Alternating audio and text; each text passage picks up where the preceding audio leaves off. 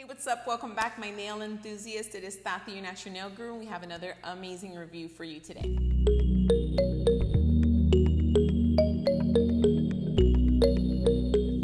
So on the review menu today, I have this Sun UV LED curing lamp. Now, before we get into the details on that, what curing lamp I should buy is probably one of the most common questions that I get. There's a lot of different options on there between UV, LED, the price difference, and small little features and specifications on these individual lights. It's a lot to choose from, but my answer has always been the same for years. Just get a light that's got 35 watts or higher, and regardless of everything else, it's gonna cure your nails super, super well. 35 watts or more, I've definitely realized that that's what you want in a curing lamp. It's gonna cure really good and it's gonna last you a really long time.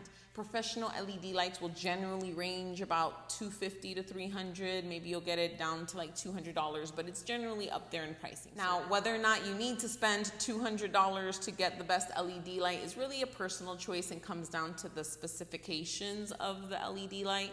But again, as long as you have 35 watts, you're gonna get a really, really good cured gel manicure. Today I have the opportunity to go over my findings on this Sun UV LED light, which only costs $49 on Amazon. I know, 49 bucks. This is on average $200 less than any of the professional LED lights that I have used and I've already tested out over these last few months.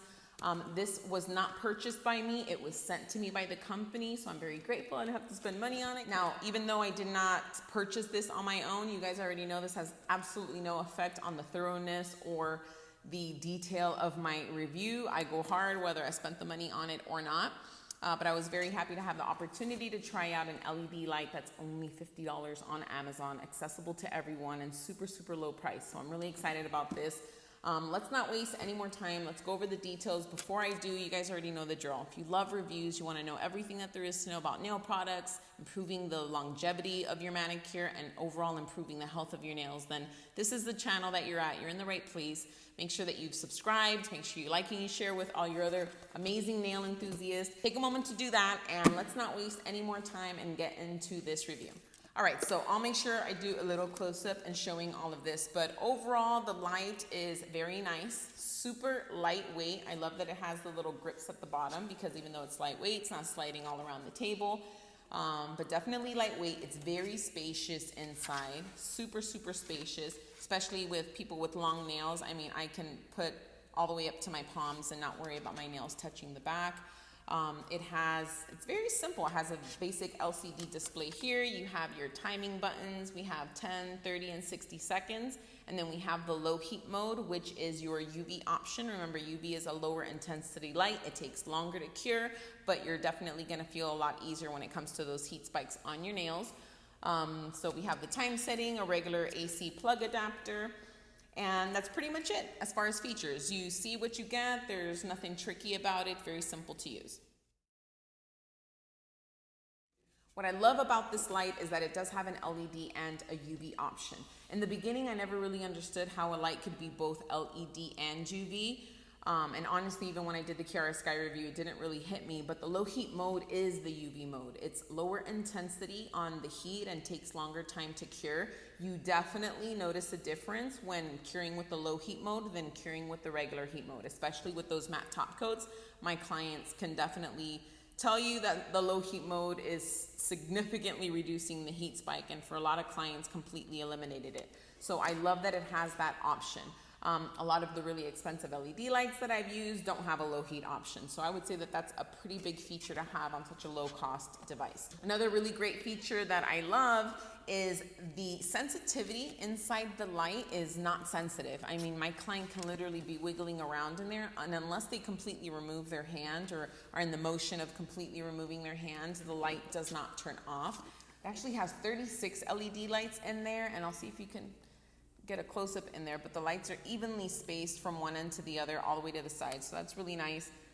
Lots of LED bulbs in there, and I love that they're not just grouped in certain places because that's how we get like dead zones, and we don't want that.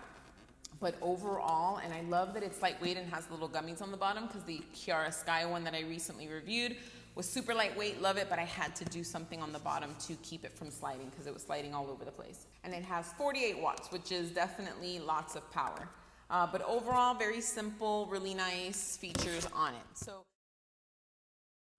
These are the cons about it. My first thing is that it does not have a removable bottom. For me, not a big deal because I don't need to remove the bottom, but for anyone that wants to use an LED to cure gel polish on toes, the removable bottom might be a little bit of an issue for you, although it does has a really nice big opening. I know removable bottom can be a thing.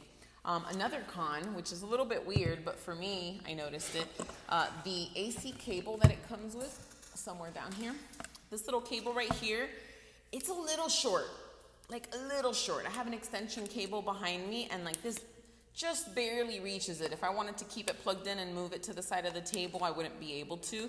Not a huge deal, but I would say if they could make this like 6 inches longer, it would be, I guess, more standard, but it does feel a little bit shorter than normal. Another thing on the con list for me is the LCD display. I don't know if you guys could see it there. I'll get a little close up, but it's pretty, I guess it's pretty bright, the off display, the grayed out area. So I'll show you a picture now. When it's on and I'm kind of looking at an angle, it's a little bit difficult to kind of tell what numbers are on, because when the light's shining on it, I can see the grayed out really, really bright. So, you know, they can have a better contrast in the LCD display. Again, not a big deal. Now, the light is already set, preset or stays set on the low heat mode. So if you are using LED mode and you put the hand in, you have to make sure that you're pushing the seconds for LED. Otherwise, it's gonna automatically default to low heat mode. Not a big deal, just something that you need to put in your mind, especially if you want to cure quickly. Just make sure that you hit that button every time that you need to use it.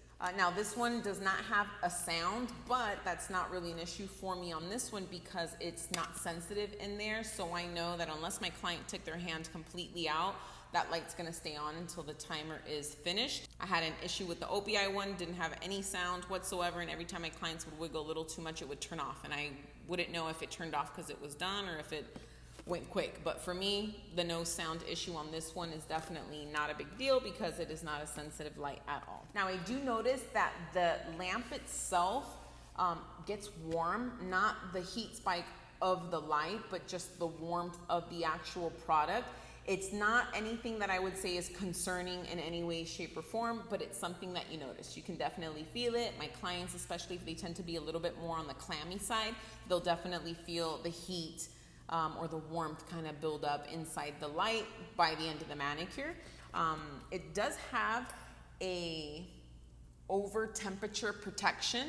Now, I didn't come to a point where anything needed to kick in or had to shut off or anything like that. It didn't get that hot to the point where it was concerning. It's just something that I noticed, and I do notice that one of the features on the box shows over temperature protection. So I'm pretty sure that it is on point with not overheating. But again, I didn't get to a point where that came up as an issue. And lastly is the thumb curing. Some clients have issues with their thumb curing. Some lights may get more complicated. This light, I can't say that it completely eliminates the issue because in the last month I've had maybe 4 or 5 instances where we just have to keep an extra eye out on that thumb, or it didn't cure and I had to just take a moment to fix it. So for some clients that have thumb issues, you definitely would want to just continue making sure that they place their thumb in the right angle, or that you just cure your thumb separately at the end. That way there's no issue.